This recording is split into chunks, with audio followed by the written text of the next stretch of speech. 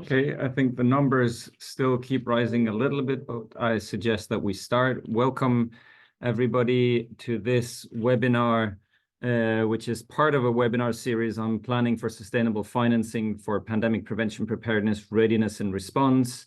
It's a 7-part webinar series in the context of this second call for proposals from the Pandemic Fund.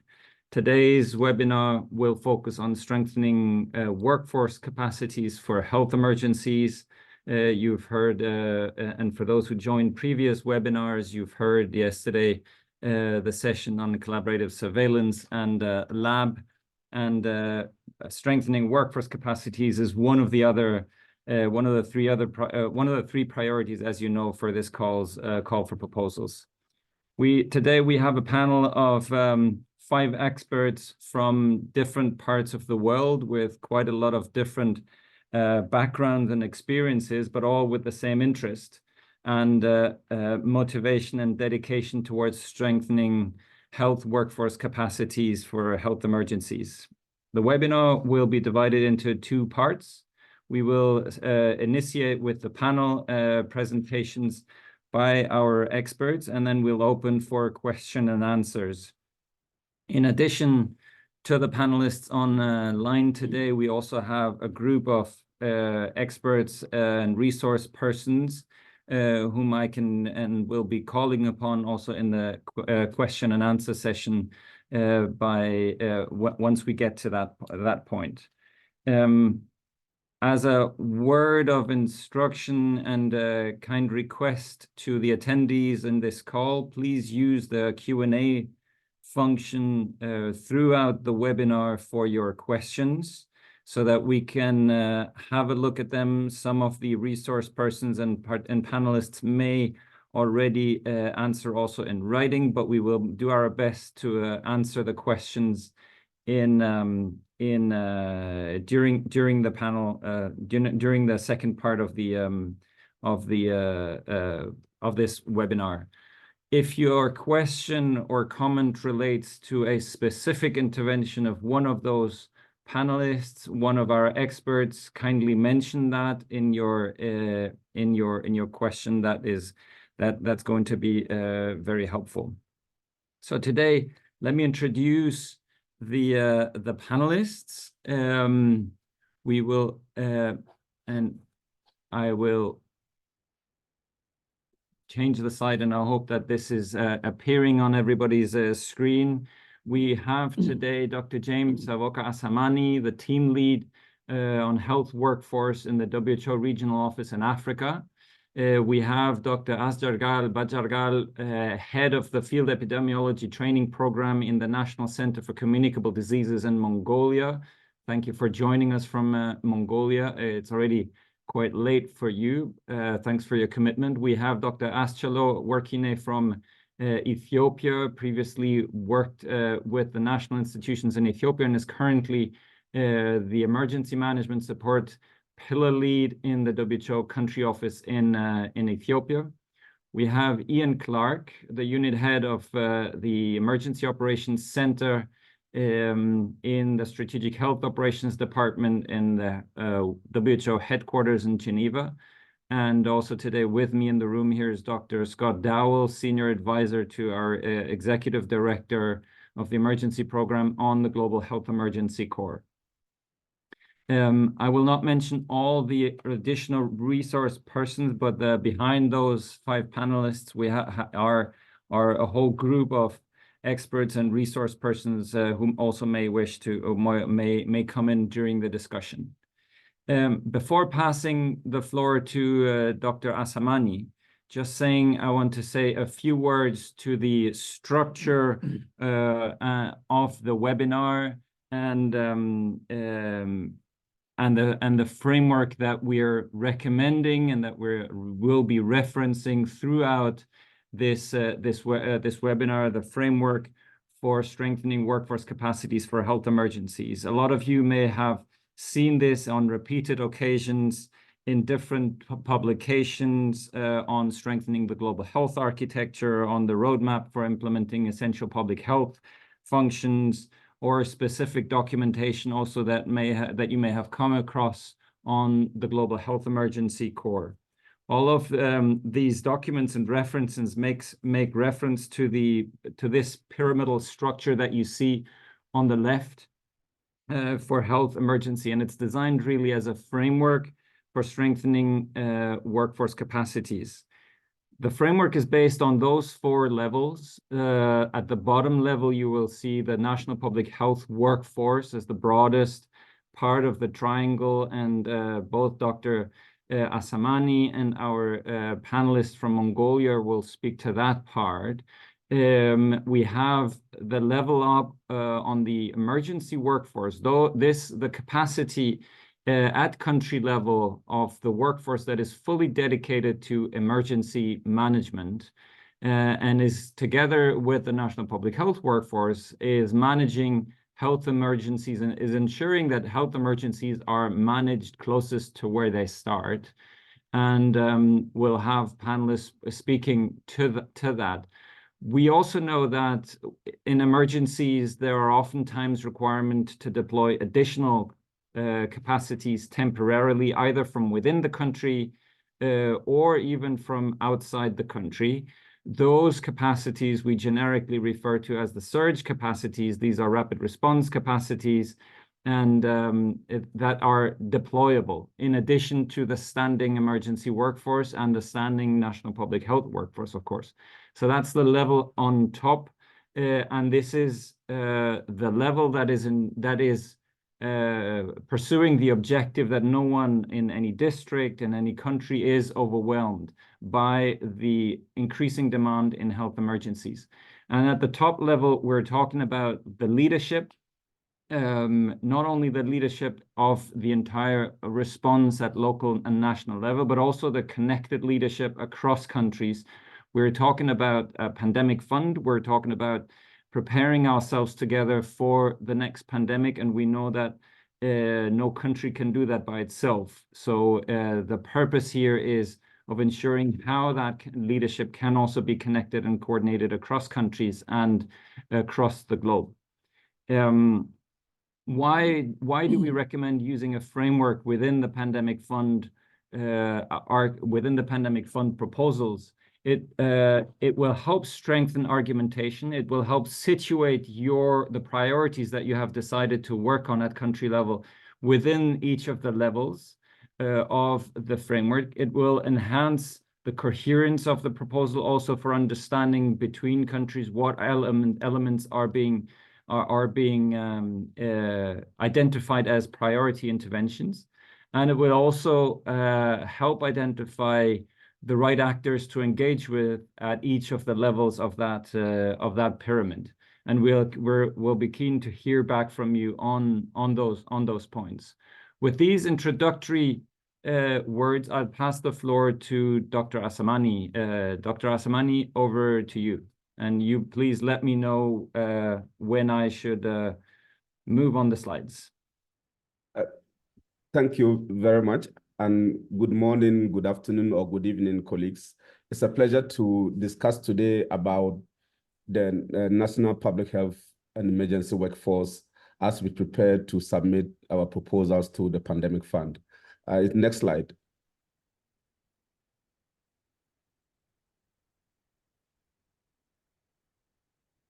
So to start with, I would like to recall that in 2021, the G20 met in Rome, Italy, and during that time was also the pandemic, the COVID-19 pandemic.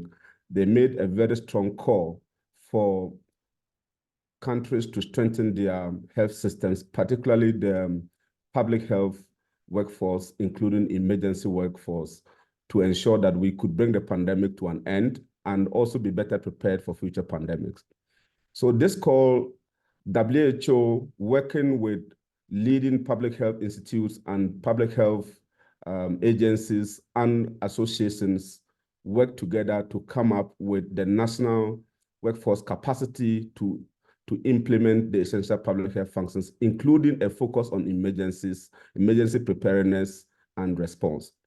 This roadmap, which was launched in 2022, also had a number of areas of action that had technical working groups set up to identify what are the key activities that can be implemented to strengthen national capacities when it comes to the public health workforce.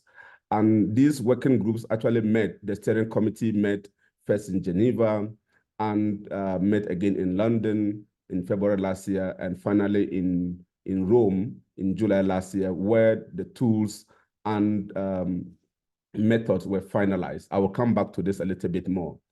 Now, in parallel, the G20 also had further discussions, and that led to giving birth to the Pandemic Fund together with the World Bank. Now, the Pandemic Fund, as we all know, launched in 2022, but the first call for proposal in 2023, its framework has, at the last call and the current call, has three broad areas. One of it is actually strengthening the national public health workforce. And it tells us the alignment between the political leadership of the G20, on one hand, making a call, and WHO and its partners responding to this call positively and coming up with the roadmap and the tools that are validated to ensure that countries can strengthen their national public health workforce. And this alignment between G20 and WHO is further strengthened with how the Pandemic Fund prioritizes health workforce, the public health workforce in the grant-making process. And as already been said, if you look at the WHO's framework for health emergency preparedness and resilience, the public health workforce is really the pillar. It is the foundation upon which we can have emergency workforce, have such capacities, and from this very same, we can have leaders that are connected to ensure that we remain resilient. Can we move to the next slide, please? I already touched on this also with the previous speaker touched on it, but the main vision behind the framework for health emergency preparedness and resilience is that we should have a strengthened workforce in every country that delivers the essential public health functions, including emergency preparedness and response for universal health coverage, health security, and improve the health and well-being of people. So with this framework, the main outcome is that we should have strengthened investments and development of national public health workforce capacity to deliver all the 12 consolidated public health functions in order to have a systematic approach to develop public health workforce that is agile and adaptable and can be resilient in any future health emergency and emergencies and in crisis, including the issue of climate. Next slide, please. What I want to emphasize here is that the approach to national public health workforce is that we focus on the broader workforce, not just single occupations. So the focus is not just one occupation, for example, epidemiologist or a doctor or a nurse. We know they are very critical, they are important, but the focus is broader. We look at it from three different angles in terms of groups of occupations. First, a broader group of people who are the health and care workers who usually perform routine functions in the health system, including the public health functions. Part of their work would contribute to identifying and responding to emergencies and other threats. Then we have the core public health personnel who may include the typical epidemiologists or surveillance persons who will support the work of identifying emergencies, planning for it, preparing and responding. And we also have personnel from other allied occupations who might be outside the health sector. For example, working with fire, working with immigration, working with the police, among others. So what we're looking at here is the broader narrative around national public health workforce rather than single occupations. And this is what the roadmap really highlights critically. And if we approach it this way, we would be able to address emergencies, hazards, and future pandemics we should be better prepared to face head on. Next slide, please.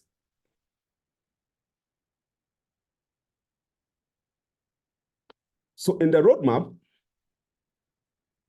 we identified 3 main areas of action. The first one is defining the essential public health functions. Here, the question is, what is it that we must do? If we identify what is it that we must do in making sure that we deliver the essential public health functions to prevent, detect, and rapidly respond to emergencies, in addition to delivering routine services, then the next question is, what is it that we must know to be able to do what we must do? That is competency-based education. And in this, the focus is looking at the essential public health functions that countries would prioritize and look at what kind of education, what kind of competencies that the public health workforce need to have to be able to deliver those. And we can make necessary adjustments and tweaks to curriculum and the way curriculum is delivered to train these public health workforce. And the third area, which is, okay, we know what we have to do. We know what they must know to do what they have to do. Then who are the people available and how many are they to do the work? That is mapping and measurement of the occupations involved in the public health and emergency workforce. And here is where I was talking about the 3 types, where we're talking about those that mapping, those that are health and care workers, those that are core public health workers, and those in the allied occupations, knowing where they are in the country and how many they are, so that we can better know our capacity to plan and prepare and respond to emergencies. Next slide, please. So based on this roadmap, we did some analysis of the first round applications with respect to the public health workforce. And these are some of the things that we found. We found that there were 3 multi-country proposals covering 20 countries, and there were 17 single country proposals. From this, we realized that the key components that were covered, particularly on the public health workforce, focus on alignment with national workforce and public health workforce strategies and plans. Competency-based education, evaluation, and strengthening of the competency-based education was a very common feature in the activities that were proposed in these applications. We also found that institutional capacity evaluation, establishing national registries so that we can track the public health and emergency workforce, were also an important feature across many of the submissions. And also assessing the current workforce and public health strategies to understand how adequate they are and what were the gaps and what can be done to improve were one of also the key components that were included. Almost every country that also applied for funding had one or more of the essential public health functions listed. For example, countries focus on how to holistically approach the mapping of all occupations with the functions they perform and tasks, so that they are able to better be prepared for delivering those public health functions and also during emergencies. And this also included functions and task analysis that try to align with national priorities. It's important for me to say that the tools that we have developed to do this kind of work in terms of identifying the essential public health functions, aligning with the competency-based education, and doing the mapping and measurement of the occupations involved, we have already tested and validated these in early adopter countries. For example, in Euro, in Georgia, in PAHO, in Colombia, in Africa, in Ghana, Kenya, and Uganda. And feedback from these countries have really strengthened even how we are moving ahead in terms of the implementation of these tools. Next slide, please. So as we prepare to submit proposals, we all know that the Pandemic Fund has 3 types of proposals that can be submitted. We have the single country proposal, where usually one country would develop the proposal to address issues nationally and subnationally, only for that country. Then we also have multi-country proposal where 2 or more countries come together to develop the proposal and submit. Then we have the regional entity proposal, where this is not countries necessarily coming together, but a regional body or platform develops the proposal with the intent that the benefit would be inured to the region or sub-region. Now, across this, for the public health and emergency component, public health workforce and emergency component, we have come up with toolkits. And these toolkits are applicable. It has all the activities that can be customized or adapted to the country context, and the forms that are pre-filled to be adapted to the country context. Particularly, they are very suitable for those who are planning single country proposals and multi-country proposals. Of course, there's room to further adapt it for those thinking about regional entity proposals as well. And this toolkit outlines 3 main phases with a cross-cutting area. So in the phase 1, the focus is around national public health workforce baseline capacity and gap assessment to understand where are we, what are the gaps. Then national policy dialogue to build consensus on what are the key priority areas and actions to be taken to address the gaps identified. Then that leads us to the 3rd phase, which is the national public health workforce plan and strategy for the short and medium term, spanning 1 to 2 years for quick action and allowing time for revision.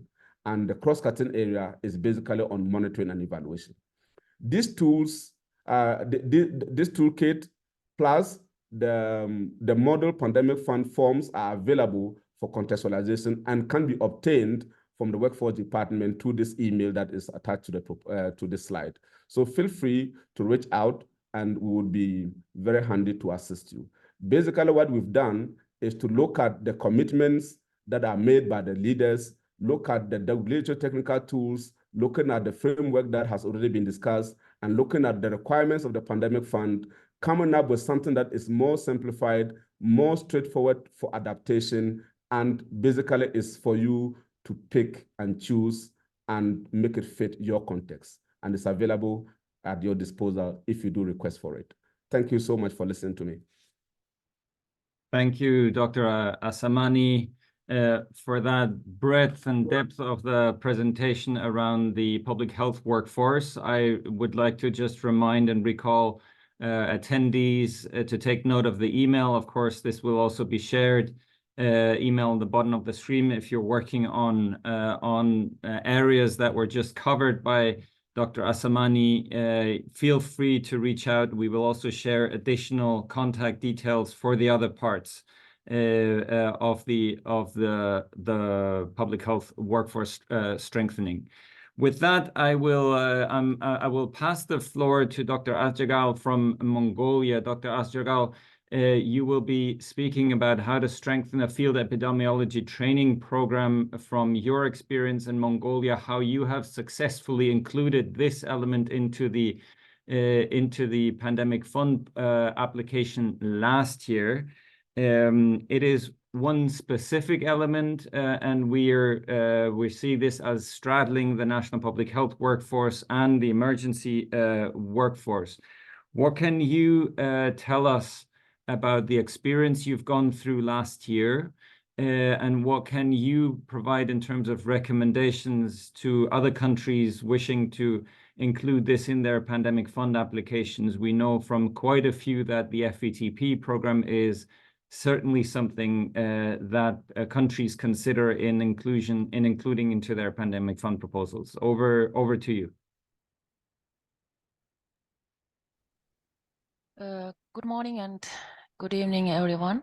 It's an honor for me to be a part of this webinar to represent Mongolia. Next slide, please.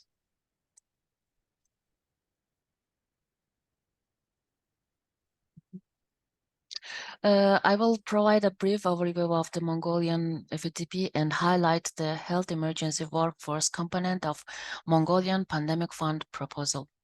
I will discuss specifically the inclusion of the Mongolian FATP in the context of Pandemic Fund application. FATP in Mongolia was established in 2009 and had been fully funded by WHO. After 4 years later, the institutional structure of FATP was put under the National Center for Communicable Diseases under the Ministry of Health. In 2016, the program gained a National Professional Index status for postgraduate training certification. Next, please. In this slide, we present the timeline of FATP from its beginnings and the attainment of its milestones. In following the recommendations of joint external evaluation conducted in 2017, our program was able to sustain and expand its activities to strengthen the capacity of human resources through the frontline and laboratory training. Next, please.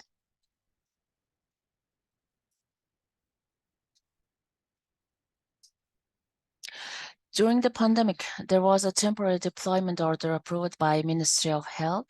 Through this order, FATP alumni were mobilized at every stage from developing the pandemic preparedness plan to implementing response measures. We faced many challenges and learned lessons that should be avoided and improved in public health emergencies. Our responses, though faced many challenges, we identified gaps in epidemiology and laboratory science, and also regulatory science, clinical management, as well as infection prevention and control. Additionally, we saw further challenges in risk communication and community engagement, all of which contributed to the difficulty in mounting an effective and scalable response to the COVID-19 crisis. Next, please.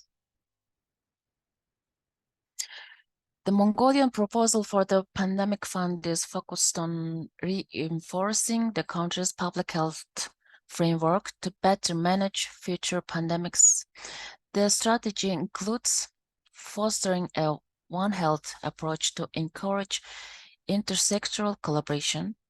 Second, building the resilience and capacity of public health system. Also, developing human resources to enhance preparedness for the future pandemics. Improving the responsiveness and robustness of health system while ensuring the continuity of essential health services.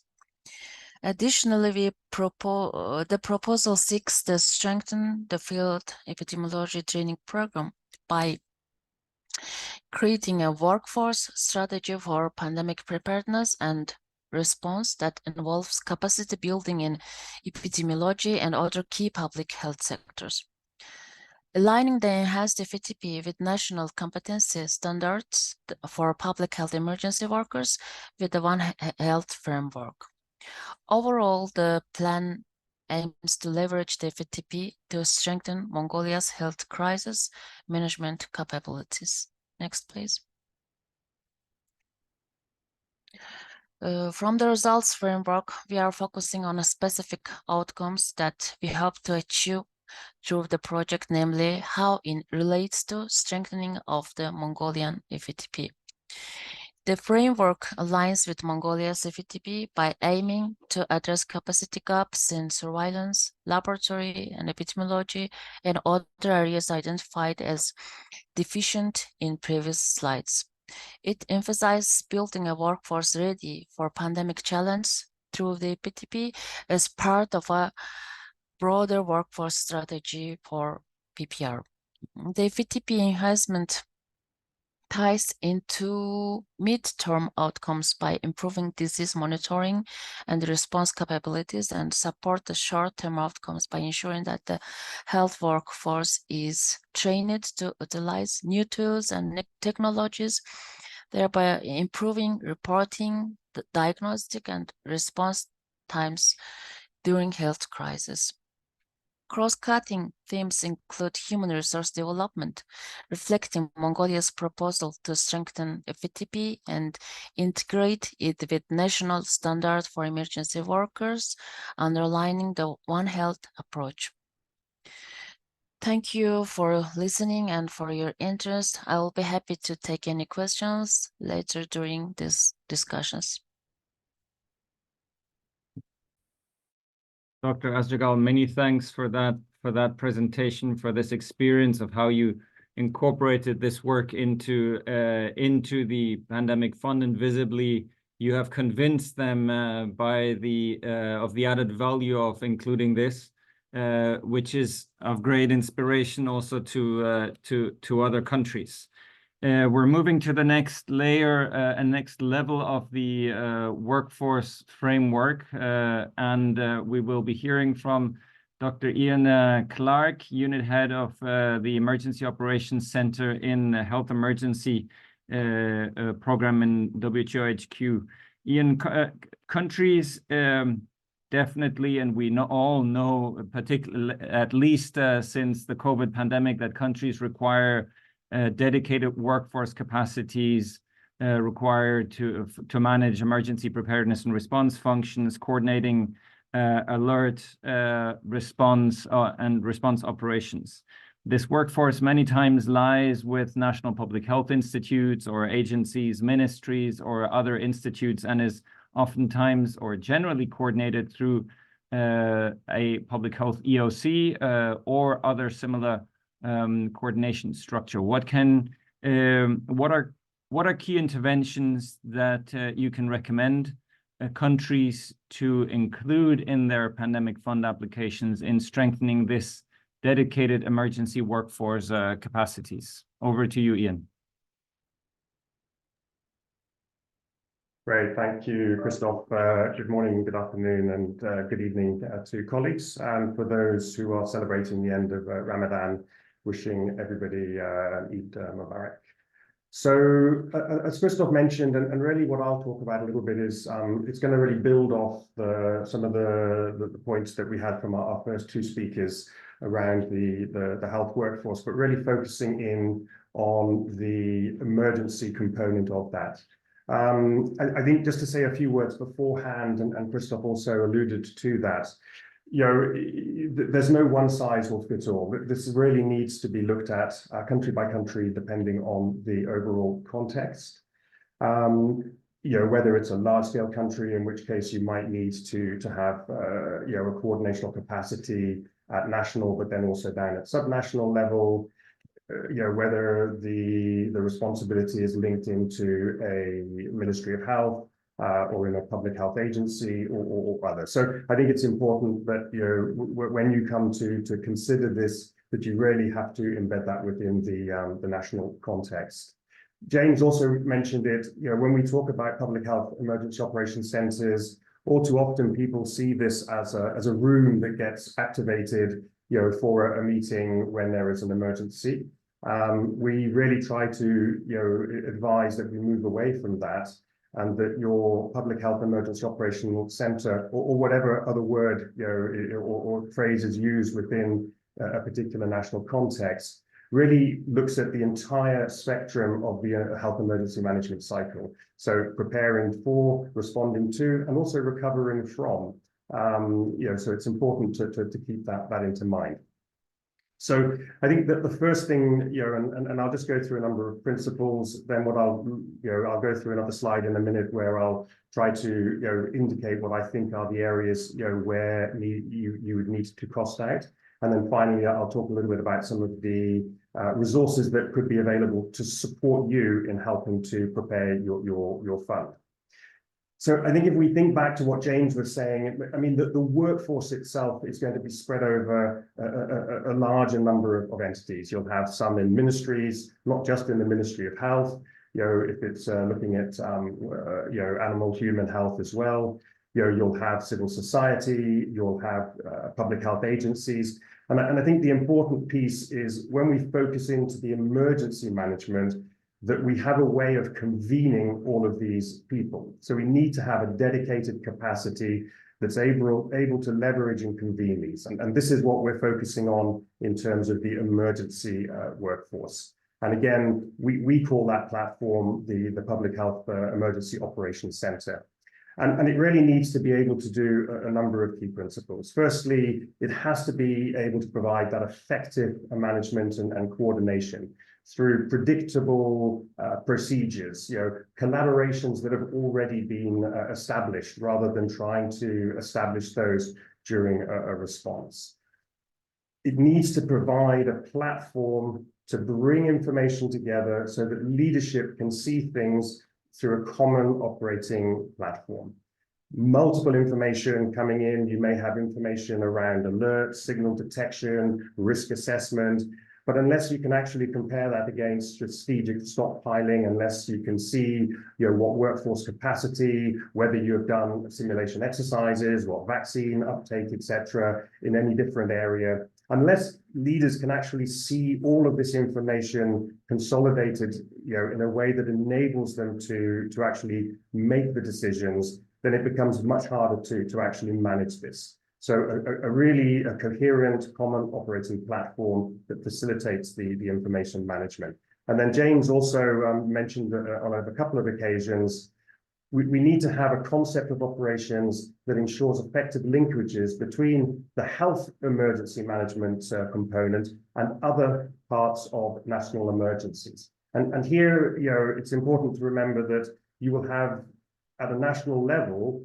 possibilities to respond to emergencies that are not caused by health, but will have health impact. So these will be led by other components, whether it's in a national disaster management agency, the Office of the President, the Office of the Prime Minister, but there will be health aspects that need to be managed. And vice versa, you could have a large-scale health emergency, such as COVID, where in fact the final leadership is not within the Ministry of Health. So again, you need to ensure a concept of operations that really enables your Public Health Emergency Operations Center to be well networked and have effective linkages into the other types of emergency disaster management bodies. Next slide, please.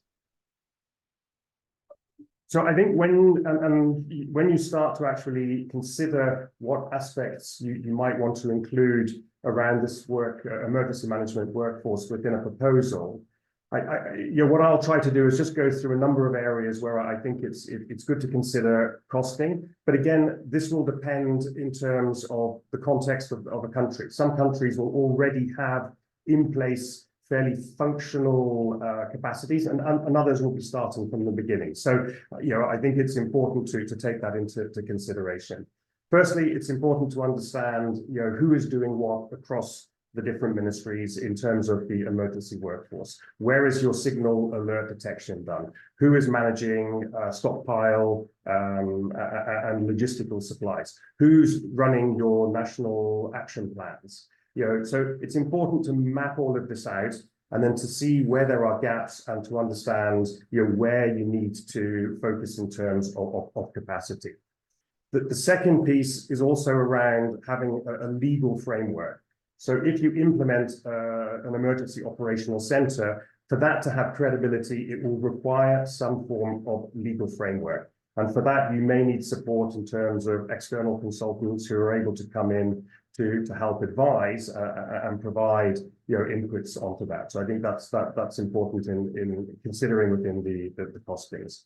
Of course, the PHEOC staff will require salaries. And again, this is scalable and it will depend on the context of each country. But in addition to the overall workforce, there are some specific functions that need to be included within this coordinating platform, the PHEOC platform. It needs to have a manager or some form of leadership. It needs to have somebody who's focusing on helping to coordinate and manage operations, health operations. It needs to have a data analysis and management, an ability to be able to track activities that are being implemented, bring data together, and then provide that data to senior leadership in a meaningful way. And it should also have some form of a planning capacity. So in some countries, this may require 5, 6, 7 people. In other countries, you may be able to leverage what's being done already and just have 2 or 3 people who help pull that together. But again, that's part of the overall functional mapping. Of course, you'll need to have some form of physical infrastructure, a room, a place where people can come together, and then, of course, also equipment to enable them to work. And again, some of that will be in terms of hardware, but then also that will include potentially some form of information software platform that provides that data sharing capability. You'll also need to factor in having the systems and processes, so drafting of standard operating procedures and other means for which the emergency workforce will actually work.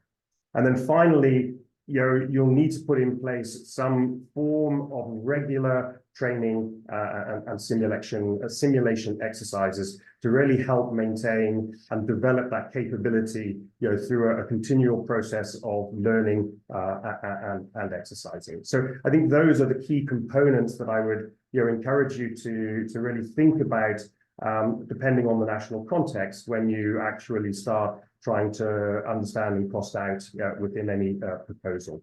And my last slide, please.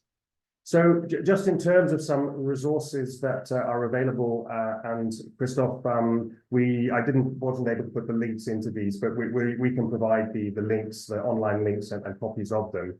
But firstly, there is a framework that WHO has published for public health emergency operation centers. This was published in 2015, and very timely, it is undergoing a review, taking into account lessons from COVID and other recent emergencies. And we are hoping that the new version will be ready for release at the end of this month, so at the end of April.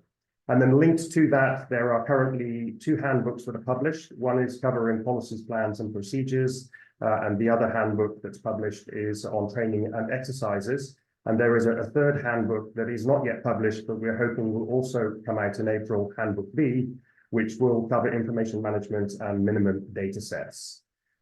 Also, for those countries, certainly in the Africa and the Middle Eastern region, a lot of this work in terms of conceptual and costing has already been done. AFRO and EMRO recently, at the end of last year, released their strategic plan for implementing public health emergency operation centers, 2023 to 2027. And that's really a roadmap putting in place fully functional health emergency operation centers across the member states within those 2 regions. And then finally, we at WHO, we maintain a network, the EOC network. And this is really a resource both in terms of the guidance, but we also have people that we have trained together with partners, and these people are available to be deployed, on short-term basis to actually help implement activities around the creation and strengthening of health emergency operation centers. So I hope that has given some insight and is helpful. And of course, I'm happy to respond to any questions and clarifications as is needed. Thank you, and back to you, Christoph. Thank you, Ian, for that part. And I will just take that opportunity again to remind everyone to put in questions if you have them into the chat or into the Q&A function. Without any further ado, we'll hear from Dr. Asçalu now from Ethiopia, another successful country example. Dr. Asçalu, you have submitted last year, when still working with the national authorities, a proposal on behalf of Ethiopia, a single country proposal where workforce was one of the elements, and particularly also the aspect of strengthening the deployable surge capacities. And what can you tell us from that experience? In particular, also, how have you engaged with different partners in including in this proposal development and now in this phase of proposal implementation? We'll look forward to hearing from you on that experience. So we're moving up a layer into the surge capacity. But we know, of course, Dr. Aschalu, that the proposal that you submitted last year covered a whole series of emergency workforce elements. If you can say a few words on this, but also zoom in on the part of the surge capacities. Over to you. Many thanks, Chris. Good morning, good afternoon, good evening for all, and Eid Mubarak for those who, for our Muslim brothers and sisters. Today the Eid as well, and in Ethiopia it's also a public holiday. I'm connected from home, and please apologies if any sound may affect our communication from the kids or something like that. So I am asking in advance. So thank you so much for the opportunity and organizing such an important panel discussion, and also sharing experience to other countries, and also getting lesson for us for Ethiopia for the multi-country proposal and regional proposal development, because it is very important to have lesson at least to how to connect, how to link with the best experience for other countries from the region and from other regions as well beyond Africa. So this is very helpful, and we are also very happy to share our Ethiopian experience for our brothers and sisters countries to support and work together, because you know, no countries are safe unless every countries are not safe. So that's why we are striving to work together and also sharing our experience as well. So WHO country office working with the government of Ethiopia and also partners within the Ethiopia to at least to ensure this multi-country coordination, the multi-sectoral coordination and collaboration. So next slide, please.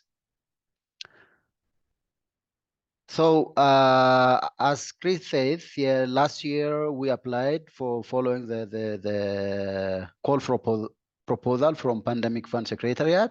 We gathered WHO, UN agencies, UNICEF, FAO, IOM, and from the government, Minister of Health, Minister of Agriculture, and it is agencies, and also the universities, Addis Ababa University and Hawassa University, and also NGOs also participated to submit the proposal together as one country proposal. And then the objective is to reinforce the country capacity to prevent, detect, and respond to the public health emergencies, including the pandemics, and enhance the Ethiopian preparedness and response capacities. For this, it's have, as already said, it's have 3 pillars: laboratory, workforce, and surveillance. So as you see from here, laboratory have 10 activities, surveillance have 10 activities, but workforce have 20 activities. So we have include a lot of activities within the workforce. So the timeline is 3 years, as you all know, and also the co-financing is beyond 100% of the funds. So now the co-financing also managed, committed from WHO, FAO, and UNICEF, and including Ministry of Health to fulfill this. So the implementation scope is from federal level, region, districts, and community and point of interest. So the overall project led by the Minister of Health, and WHO also leading the UN side, and also co-chairing from the national project management side.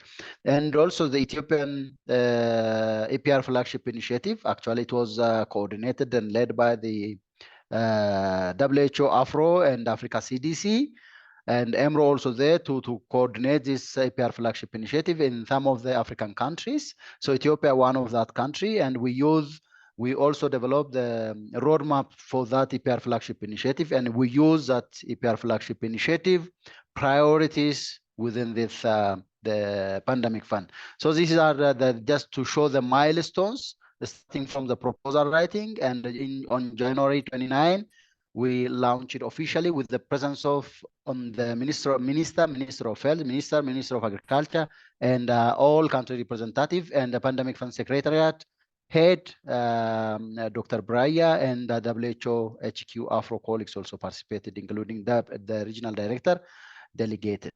Next slide, please.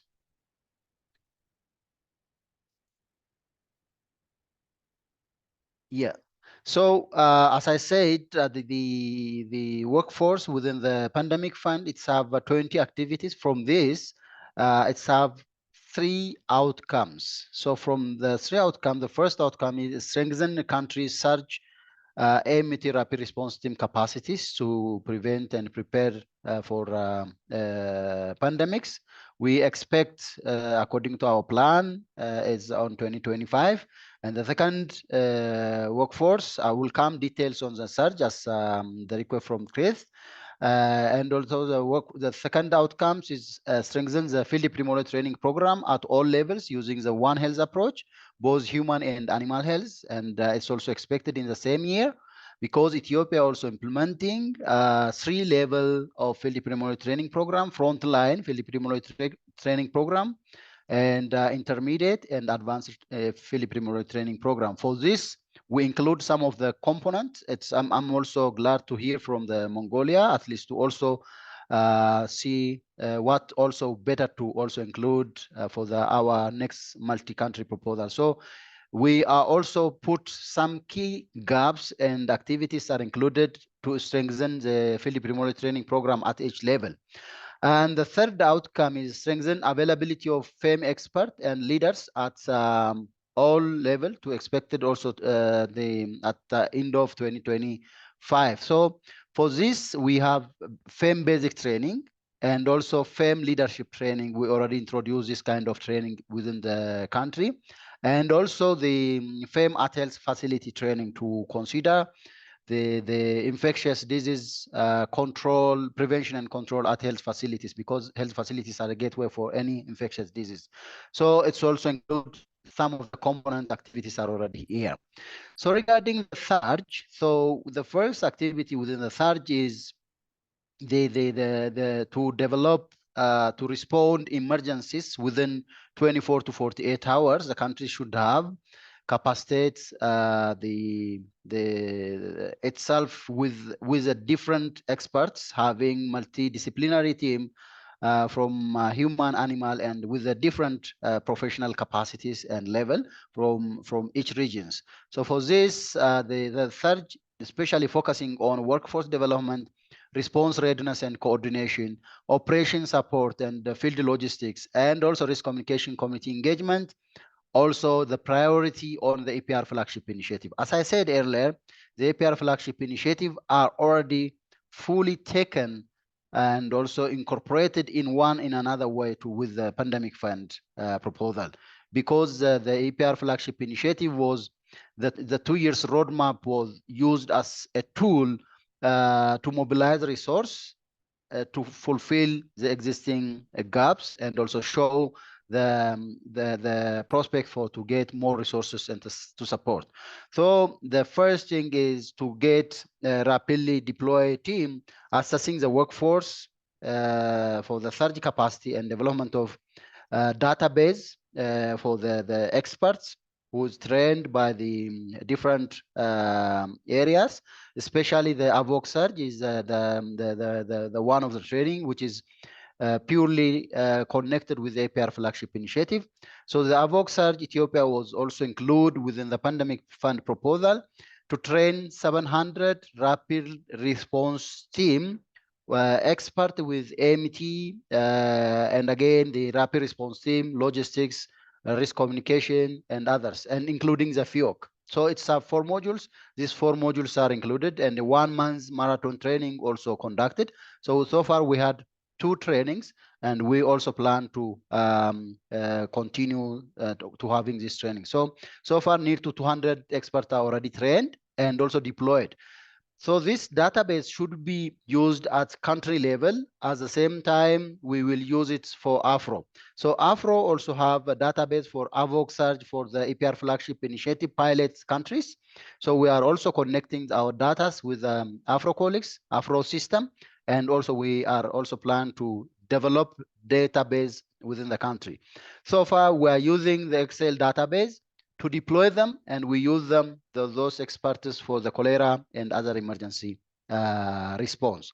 And the training and capacity building for health and other professionals, especially on surge, rapid response team and AMT, as I said, and the supply chain management in emergency, because one of the critical things for rapid response team, it should be the supply should be the preposition should be done ahead of time and should be identified the place, and also there should be supply chain officers should be there. So we also include 300 supply chain officers to be trained within the pandemic fund proposal project. Data management and statistical softwares, as I said, to have the networks, the rapid response team or the surge team should have information in all the time, and also they should be also connected with the AVOC surge team, and again they are also registered with GORN. So Ethiopia also registered last year within the GORN to at least to deploy and share our expertise to support other countries as well. For this, we are trying to develop the digital learning platform in alignment with FIOC. So the FIOC at national level, regional and sub-regional level also there is a FIOC. So we need also develop and establish the digital learning platform, and also with the support of software to follow and also to strengthen the network between the expertise. And basic emergency and critical care, this is also aligned with AMT, emergency management medical team, and community-based surveillance, zoonotic disease prevention and control in the elimination. As I said, this proposal also aligned with other sectors, especially from animal health side. So it's also engaged and integrated with this. So we also include the experts need to be trained for the surge. So the CBRN and outbreak public health investigation and response, that's also aligned with rapid response team training. Next slide, please. So who are the partners they engaged during the proposal writing and implementation, and how the activities are costed? So the partners were involved, especially from the government, as I said, Ministry of Health, who's leading the entire project as a PI. And within the Ethiopian Public Health, the Ministry of Health, Ethiopian Public Health Institutes, and Harmor Hansen Research Institute, Ministry of Agriculture, and Animal Health Institute. But the academic institutions also there, Hawassa University and Addis Ababa University as a government entities. And from the UN tripartite, WHO is leading the consortium, and FAO and the UNICEF also part of the UN consortium for the first call.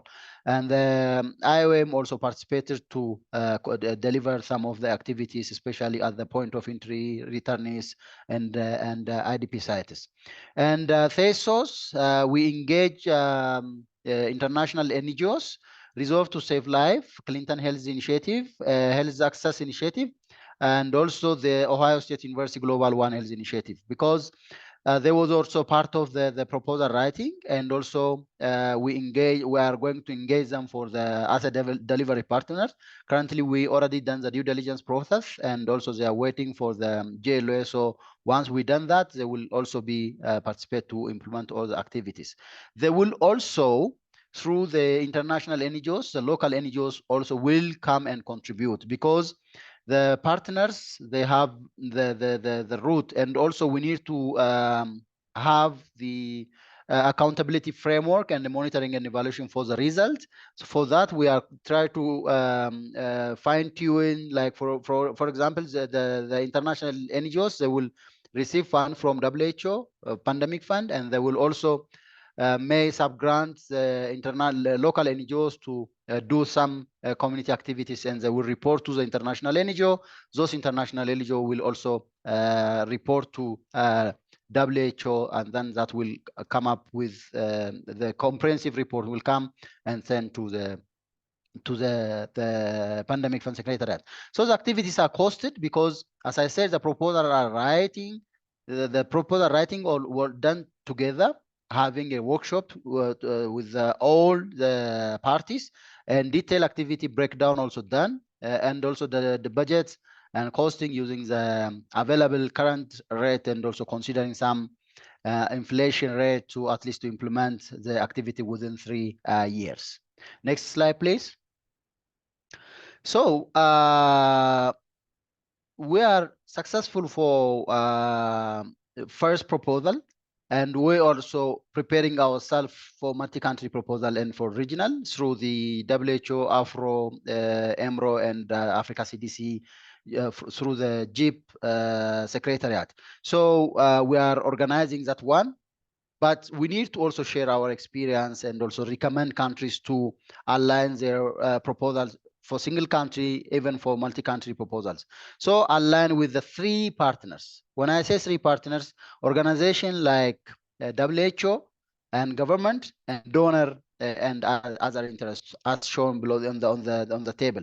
So if you see from the table, the WHO's, if you all know, GPW13, it's already have the key areas that's already aligned. For example, outcome 2.1, that country preparedness for health emergencies, and also outcome 2.1.2, capacity for emergency preparedness is strengthened in all countries. So these are aligned activities from WHO GPW13 program work. So it's already aligned with this. And the second one is with the pandemic fund interest or goal.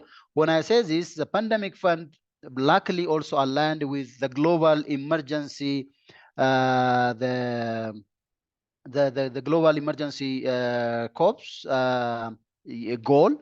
That's also aligned with that. So the funding for the critical pandemic fund prevention and preparedness response activities, and also investment in technical support and the national at regional level is already aligned with that, and also supports the reinforce capacity building implementation of pandemics preparedness and response under the IHR 2005 and consistent with One Health approach. So this also aligned with the pandemic fund things.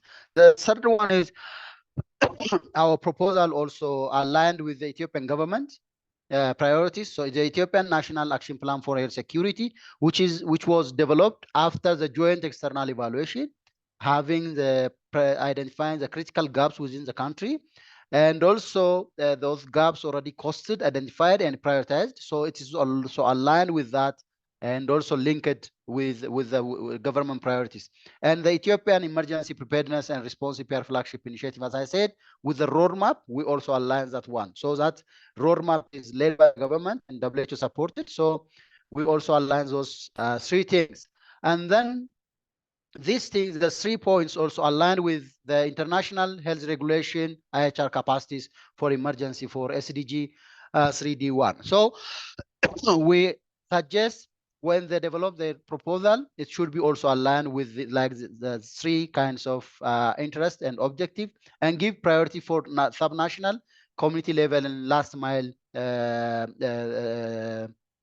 delivery, or last mile pointers at least to consider to give more attention for the community side, and demonstrate and specifically specify the percentage and amount of co-funding in the proposal. That's also a very critical point.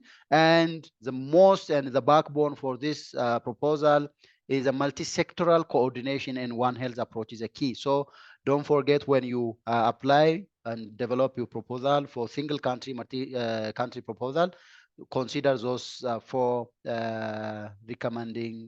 pointers as a recommendation from our end. Thank you so much once again for you hearing my recommendation and also all the information. I'm also happy to answer if any question are raised. Thank you so much. Back to you, Chris. Thank you so much, Dr. Astchalo. You highlighted and you provided rich content here with your experience in Ethiopia. You answered already also one of the key questions that has come in on how to involve civil society organizations and other partners in supporting health workforce strengthening proposals. I think you provided a very broad view of how you've done that. You also highlighted the value and the coherence in aligning the proposal with the national priorities, the donor priorities, in this case, also the pandemic fund, and the global initiatives and guidances, including the guidance provided through the Global Health Emergency Corps, which is great. I'll pass the floor for quick complementary interventions to Dr. Camila Filbert-Lajolo on here focusing on rapid response capacity work. Camila. Thank you, Christoph. Just a quick compliment to what Dr. Asholo presented. After a pilot phase last year, Ethiopia will be the first country to conduct a country consultation of national RT and EMT program integration, looking, for example, into sharing resources and gaining in efficiency. We'll be also looking not only into standardization of common aspects of those programs, but also into financial perspectives. So such consultations are like an opportunity to incorporate the search element, the third layer of the pyramid, in a tangible way into the pandemic fund proposal. And I'll be happy to take any further questions. Over to you, Krista. Thank you. Thank you, Camila. And again, this is really this is an example of where we see a country taking really a leadership role in implementing those initiatives and showing the added value of this. With the last panelist, I will be glad to pass the floor to Dr. Scott Dowell. Scott, the COVID pandemic has shown us that most of the decisions in the end in such major emergencies are taken at the highest level of government, but also that those decisions need to be somehow coordinated across countries, with decisions in one country having ripple effects across the region, the world very quickly. What do we mean by connected leadership in this health workforce strengthening framework? What are the recommended interventions by countries to include in pandemic fund applications? Yes, thank you, Christoph. Thanks for the question and thanks for the opportunity to be a part of this panel. What a fantastic panel. Really a lot of great information. I'm going to be brief. In the next slide, I'll just highlight where we've been with the presentation and then focus on the top of the slide, the connected leadership. So you've heard about the Global Health Emergency Corps pyramid, and we worked our way up from the bottom, hearing about the 12 essential public health functions. We heard about field epidemiology training. We heard about public health emergency operations centers. We heard about different ways to bring those surge capacities together. I want to make 2 points with this slide. First, in addition to what we've heard about on this seminar, there are other components and activities that could be funded under workforce. And there are a number of networks that are high functioning and that can help our countries. And some of those are detailed on the slide here. But if they work well, the base layer of the pyramid will mean that health emergencies are managed closest to where they start, at the local level, by the country itself. They never need to get out of hand. Sometimes, however, the pathogen is so threatening or the epidemic begins to get out of hand, and we need to be able to have a surge response to ensure that no one is overwhelmed. And the different mechanisms here are the surge responses. We haven't really talked about the specific situation of the pandemic, the COVID-like situation, where nearly every country is affected at the same time. And that's where the connected leadership really comes in. We know that we can't control a pandemic if 194 different member states all do different things. And so the question to focus on for the next couple of minutes is, what does that mean about connected leadership? We've been talking with these leaders over the last year, and I just wanted to give you a flavor of some of the things we're hearing about why the leaders who are responsible for the pandemic response say that they needed better connections. Carolyn McKelney led the pandemic response in New Zealand. Some have said that was the best pandemic response of any country around the world. Be that as it may, New Zealand ultimately had to deal with the pandemic that came, despite being a wealthy country surrounded by ocean. The virus did come to New Zealand. Carolyn and her colleagues had to deal with decisions that were made elsewhere. She credits connections, her connection with her counterparts in Australia and a few other countries, with being critically important.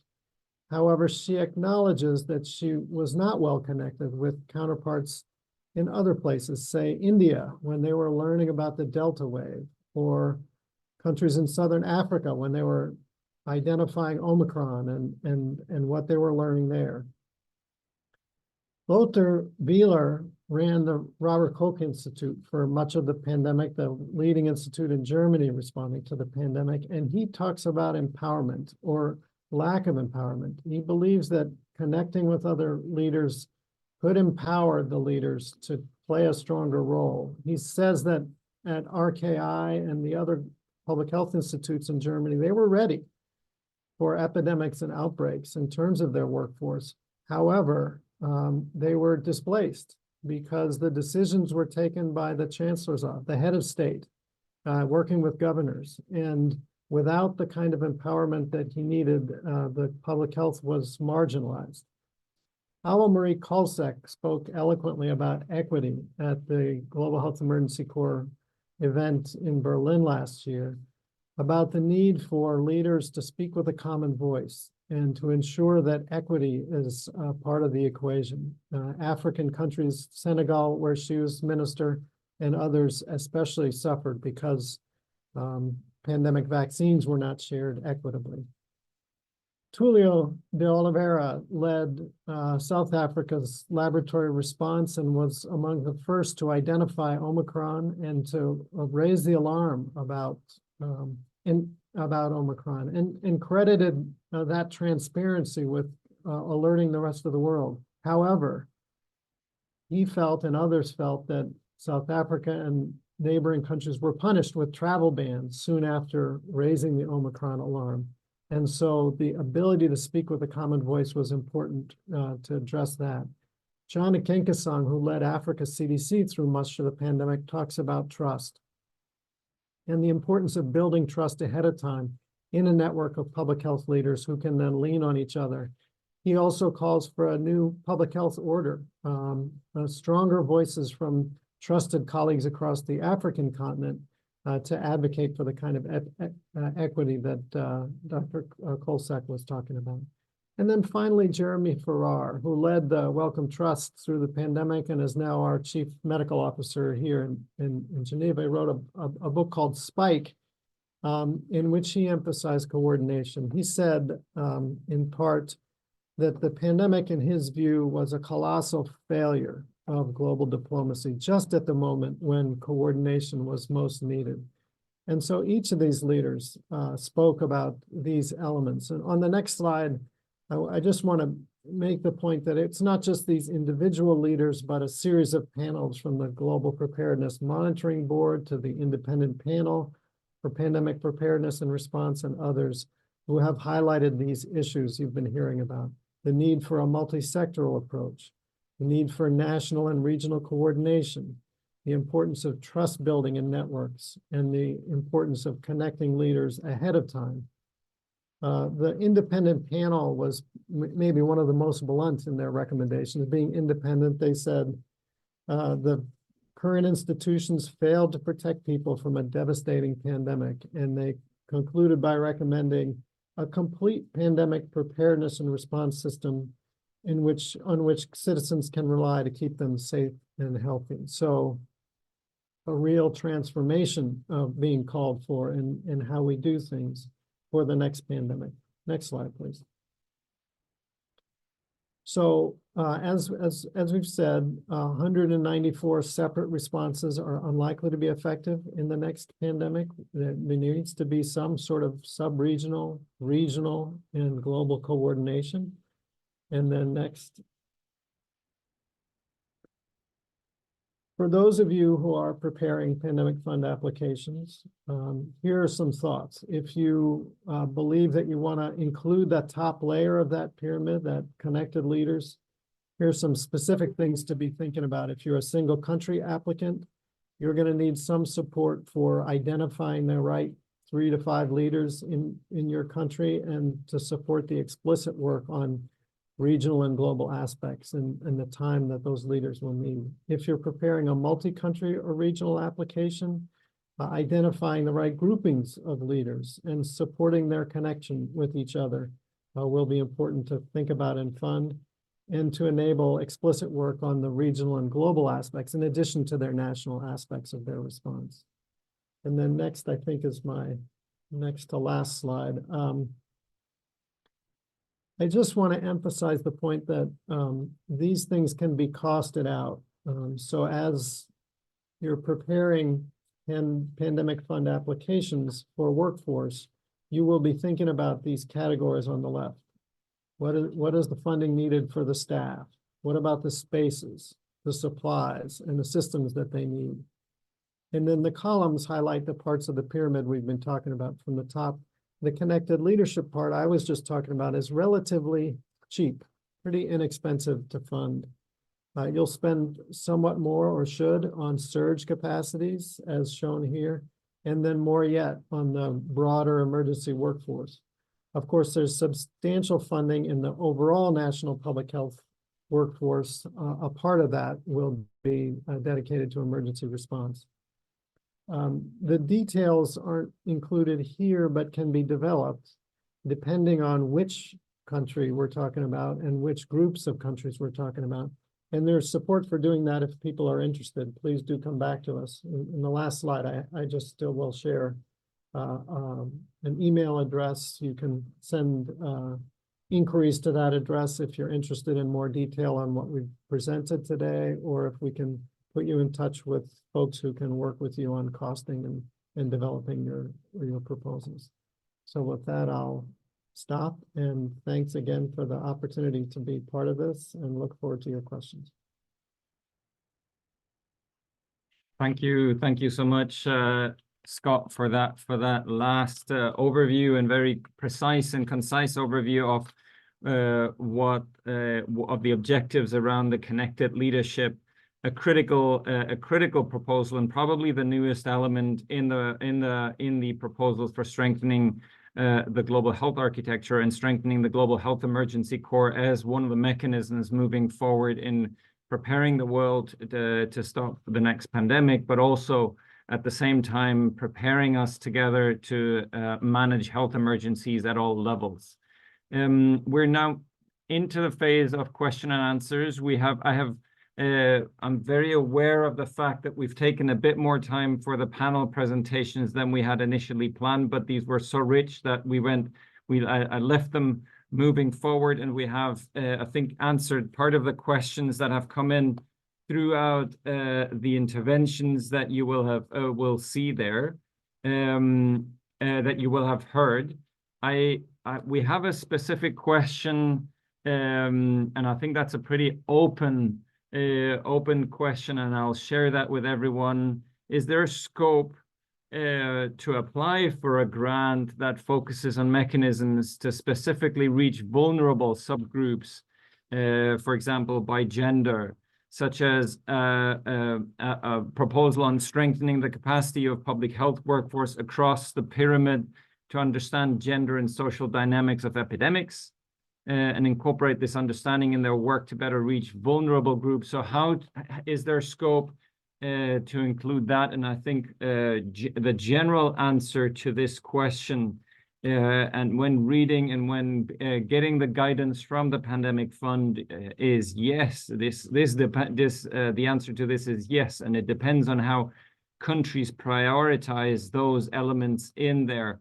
Pandemic Fund applications. But I leave that question there. How have, and maybe to other panelists and experts online wishing to come in on that question, and particularly speak of your experience with this. And second part of the question, maybe more focusing on the FETP, are there ways to pilot the increased representation across gender in FETP trainings and FETP, and how to incorporate the gender aspect into programs to strengthen field epidemiology training programs at country level. I will recommend, and I will take another question, and that whilst leaving the space for panelists to think through over this one, I have one specific question, Dr. Ascelo, for you. Was the private sector included in the proposal development, or are they playing any role in the implementation of the proposal that in Ethiopia? Maybe over to you, Dr. Ascelo, with this question. Yeah, thank you so much, Chris, and thank you so much for the question as well.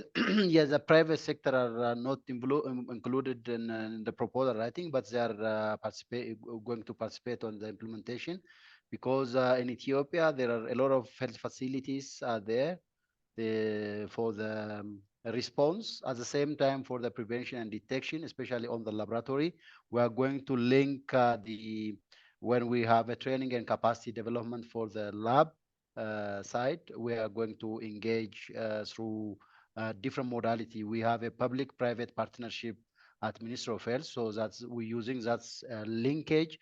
We are going to link them for the implementation of improving. We will take their expert to train experts, their nearby health facilities, the government public health facilities, and others, including for animal and human health. But they was not part of the proposal writing, but they will participate on the implementation of, because the implementation will be, it will be broad. Specifically for the workforce, AMT, it needs emergency medical team. So that's also need to be engaged with the public-private facilities. The ambulance dispatch and the critical emergency management care and others need also need the engagement of private sectors using the general, primary, and low-level clinics and laboratories. That's why we include them as public-private partners. Thank you so much. Back to you. Thank you, Dr. Ascelo. I will maybe turn to colleagues on the FETP if you have experience, and if you can share examples on how to include gender into FETP training, increase representation across gender, and incorporating gender and social determinants of health in FETP training. I think we have a few colleagues on FETP online. If Stacy or Maria-Amélie would want to say a few words on this. Hi, Christophe. Hello, everyone.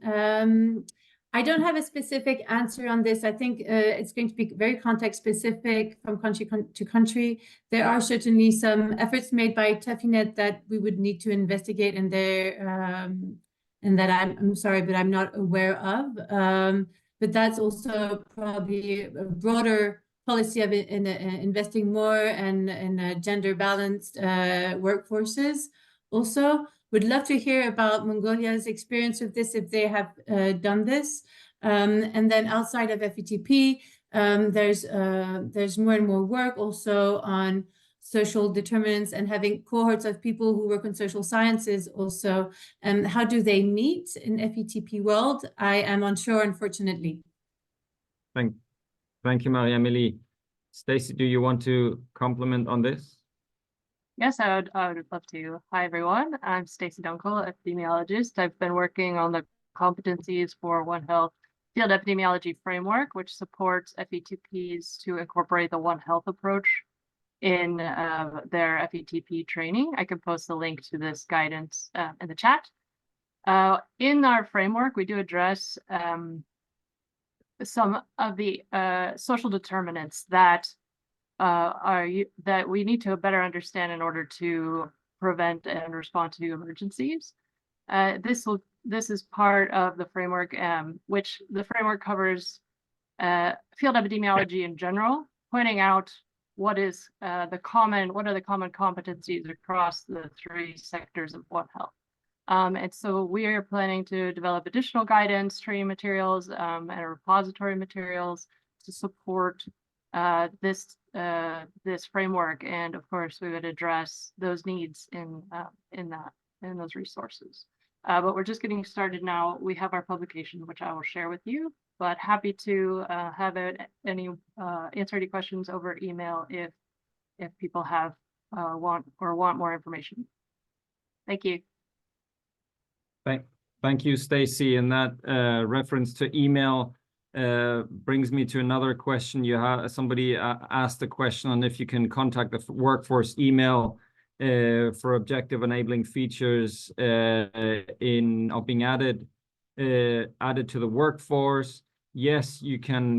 We've shared, and we can share again in the chat, colleagues, both the health workforce email and the GHEG email. You can please reach out to those emails, and if it's not, we will make sure that it gets to the right individuals.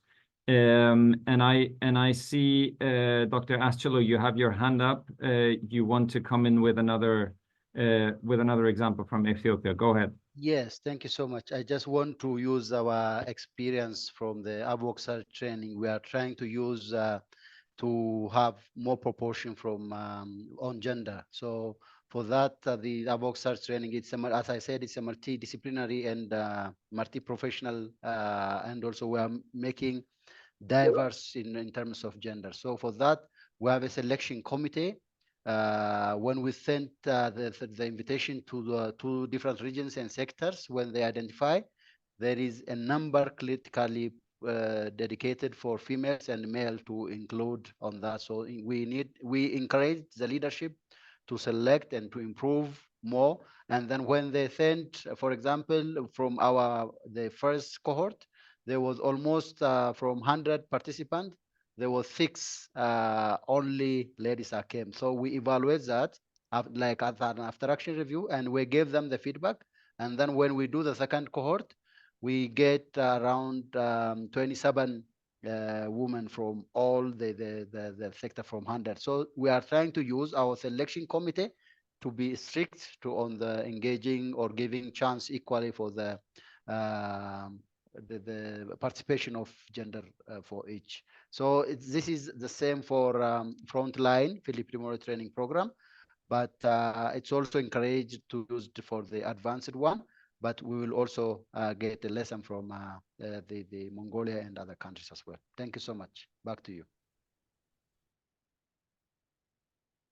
Thank you so much. I think we're coming to the end of some of the others. A new question here, and a good one. But I'll open it to the panelists here. First, 5 cases of COVID-19 in Africa were more or less related to economic active individuals, particularly in different countries. How do we include the strengthening of private sector, particularly mining with high volume of travel?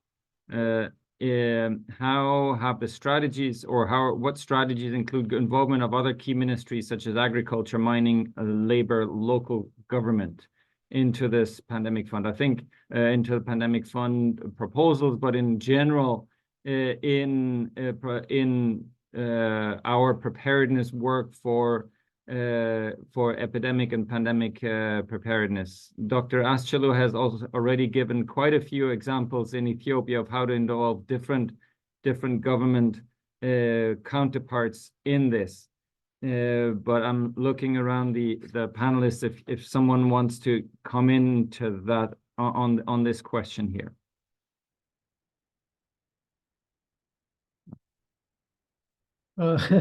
One thing I would say is we can be confident that the next pandemic will be different than the last pandemic.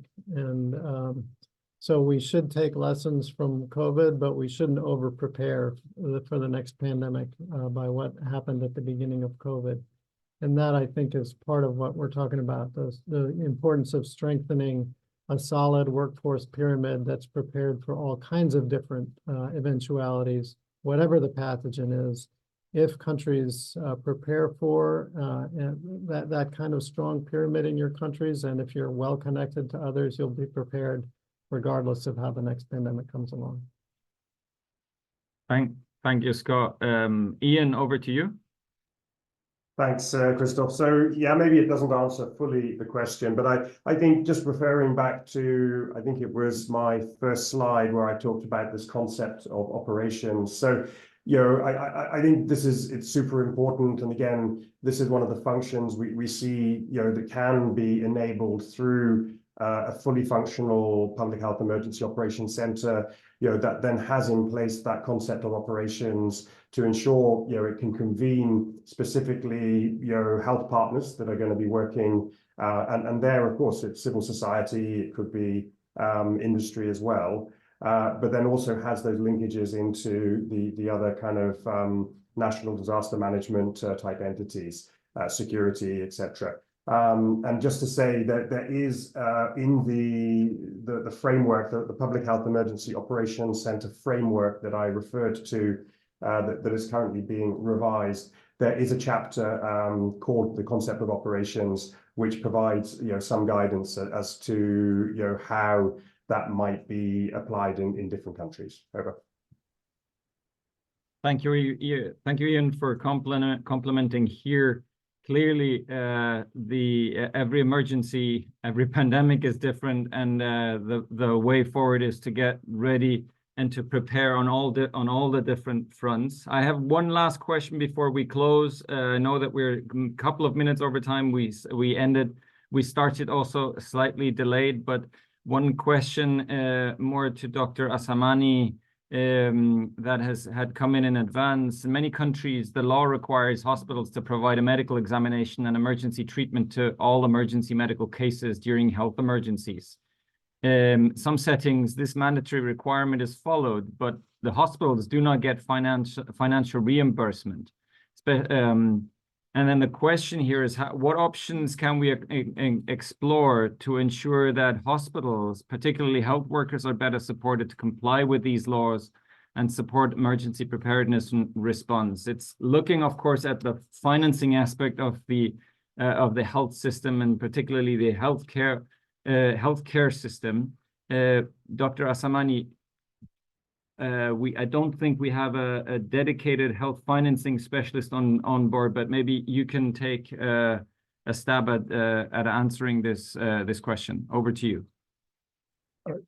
Okay, thank you. Let me give it a try. So in countries, I think basically it's about the provider payment mechanism, and different countries have different ways that their health financing system is organized. So for those that the financing system is organized predominantly through public financing, let's say the likes of using social insurance or through budget. For those ones, I think that for those countries, they need to basically include mandatory examination for infectious disease or any other thing that may be classified as high risk for epidemics as part of what is reimbursable, whether they are done in the public setting or in the private setting. And for countries where it is predominantly private sector driven, this is where we have much of the challenge, because they will not offer the service for free. And so for those ones, maybe they could explore including in their pandemic fund proposals or other mechanisms of funding, a dedicated amount of money that can be used to pay for those services, so that health workers will feel supported and that their work is being compensated for financially through the system. So there are different options, but it do depend on the country context. But one bottom line is the need to ensure that we have, even if it's the smallest of amount, some dedicated amount of money that can be put in the budget to take care of those mandatory examinations. Over. Thank you, Dr. Assamani. I see Catherine Kane, you want to come in to comment on this one. Yes, thank you. Complementing James's comment, when we're looking at health worker protection and support, which leads to retention, we just launched the Health and Care Worker Law and Policy Lab with the O'Neill International Law Institute that examines opportunities for protecting health workers. That's everything from against fragility, conflict, and violence to protection of health workers from occupational hazards, providing resources which looks at ensuring health and mental health, social protections, et cetera. Inclusivity, which looks at ensuring that everybody has an equal opportunity to progress in their job and that they are recognized for the work that they do. And safeguarding rights, which looks at whistleblower protection. And these lenses are available with 10 issue areas to examine where countries are and facilities and private employers are protecting and supporting a workforce that will remain with them. Happy to talk about that further. Thank you, Catherine, for this. And with those comments and with those remarks, I wish to thank all our panelists for their engagement, for sharing their experiences, for sharing the guidance and the recommendations put forward. We have been, and this is being shared after every one of the webinars. You have seen those slides before, probably, and these will be shared also on YouTube. The webinar will be shared on YouTube as well as Open WHO. Here are links for additional resources.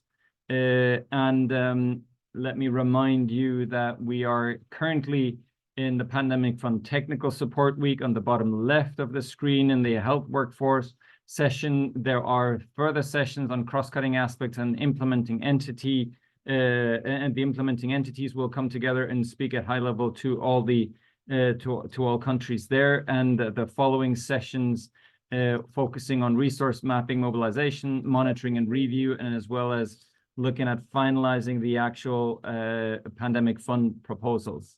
Lastly, and we thank you all for joining and for staying with us for 1.5 hours. We see that little by little people disconnect. It's been a long session, but we very much appreciate any feedback that you can continue to give us. You by scanning the QR code, a very short survey on your feedback to these webinars, particularly this one as well. If there are further questions that you want to send us either through this feedback form or directly to the emails, please feel free to do so. With those words, thanks again. Thank you very much to all panelists and to all attendees. And we stand ready to support you in your pandemic fund applications and in general moving forward. The pandemic fund is not all. There is the work needs to take place with or without the pandemic fund, and this is what we are all there to support you with. Over, and have a great day. Thank you so much.